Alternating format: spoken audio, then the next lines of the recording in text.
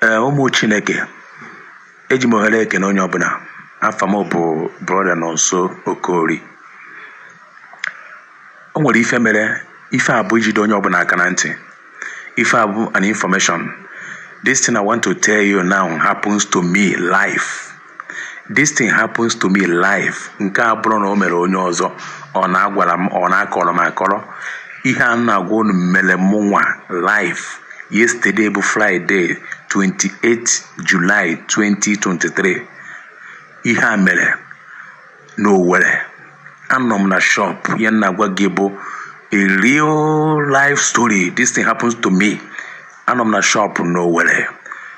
Two young men bụ shuttle bus bụ edere bus Imo bụ color taxi ndị Imo. Then aburukwa Siana bụ tinted. Siana aha no ahead of them ga park ya down. Ha nwa park ya n'ime the shuttle bus, two men nọ n'ime ya park ya in front of my shop. One of them just bata straight to my shop. Ife po ya n'ọnụ bụ kedu ebe ha nọ. Ọbịa ja museum inside. Ọfụma si okay na ọbụrụ ka a na-achụ na onwere onye a na-achụ gbabatara here mana ọbụrụ gị nwa. Why no nwehekwa my shop enwe exit, only entrance ka o nwere. So the young man, if you go to the young man, the very tattered, or that is, he has already finished himself with the Igbo and the Kai ina anyamano nwezi ifo ya jindu yeme, and he has a gun ojiebwe with a charm. So ona asimo that na hasi from all the way from Umahia na abondi Biafra, na abondi Biafra han on mission. Na okwamunga kwenye ni ife a na-eme, okwamu ihe a na-eme dị mma. Na munga just na-enefe anya o, na-ene the guy anya. I was even, the way the guy just barged into the shop, I was even panicking. Ọ na-asị m na ha bụ ndị Biafra, na ọkwa ife ha na-eme dị anyị mma, na onye isi ha bụ Nnamdi Kanu nọ na-ata afụfụ na Abuja. Then obi adịghị fa mma na ha bịara formation here. Na o nwere onye ha chụrụ ha, onye ahụ agba ọsọ chi na onye agbabata here. Therefore, ọ na-agwa m sị m ọkwa ife ha na-alụ asọ ọlụ dị mma. Mụnwa na-ene ya o. Ọ na-asọ ọkwa mụnwa ka m na-agwa.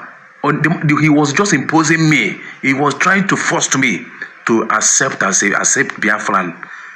Ọ na-asị m ọkwa ife anyị na-eme dị gị mma, ọkwa ife anyị na-eme dị gị mma. I was just looking at the man, na-ene ya anya. At a time, I joined my secretary, onye abụkwa onye Igbo, ọ da-atụpụrụ m ọnụ. Secretary si na mba onye Igbo, mụ ha si a ga-abụ m onye Igbo. Ọ sị ha de na-ekwuzi na-ene m anya, ọ ife anyị na-alụ adịghị gị mma. Nsị ọ ga-ahụta m ihe ị na-akọwa o. So o megide try on means ka ọma na mmekwete. Mụ na adịsị ya that na ama m ife ị na-ekwu. O mechazie so tọnụọ.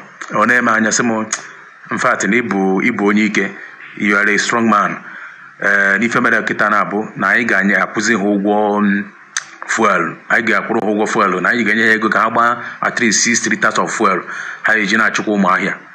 So ha jezie to my secretary si na anyị chọrọ ha ego ka ha wee gbaa fuel. So my secretary obere ego nwere o yeji wee after ọlụ o yeji wee je afịa zụchata ife nwa ya na ụmụ ya eri. Out of panic ya werezie ya 3,500 na-ewepụta 1,000 ka onye ha si na ha nye ha nche niile. So then secretary were nye ha. The guy just oji ọgwụ ine ya anya ma na ọgwụ ju ya ahụ ma egbe.